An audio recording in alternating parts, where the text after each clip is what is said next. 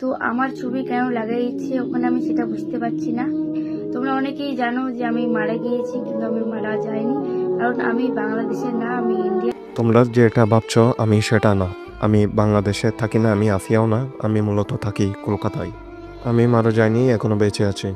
এভাবে আসিয়ার নাম নিয়ে সোশ্যাল মিডিয়ায় ভাইরাল হওয়া এই নান্দনিক সরকার কি বলছে, মূল ঘটনা কি সেটি জানতে পুরো ভিডিওটি দেখুন।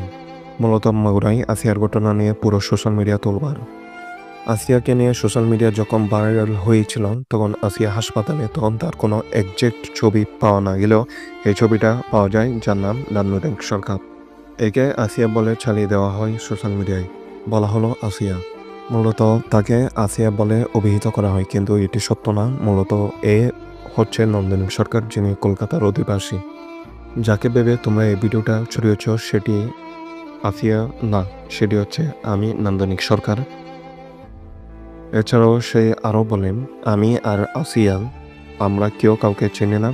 আমি দেখি সোশ্যাল মিডিয়ায় যেহেতু সবাই আমরা দুজন ভাইরাল, সেজন্য আমি একটু খোঁজ নিয়ে দেখি আসিয়ার সাথে খুব বড় অন্যায় হয়েছে। সে এটির জন্য খুব কড়াভাবে দুঃখ প্রকাশ করেন। এছাড়াও সে ধিক্কার জানায় এবং যত আসামি যারা রয়েছে, আসামি সবগুলোকে যথাযথ শাস্তির আওতায় আনা হোক এই আশ্বাস চাই। এই ছবি লাগিয়ে কোনো জায়গায় প্রচার করবেন না, কারণ আমার এই ভিডিও ভাইরাল হয়ে আত্মীয় স্বজন সবাই আমাকে ফোন দেওয়া শুরু করেছে। বন্ধু বান্ধবরা জিজ্ঞেস করছে, কি রে, কি হয়েছে, তুই নাকি মারা গিয়েছিস? কিন্তু না, আমি সত্যিই বেঁচে আছি, আমি মারা যাইনি। আর আমি নন্দিনী সরকার, আমার বাড়ি কলকাতায়।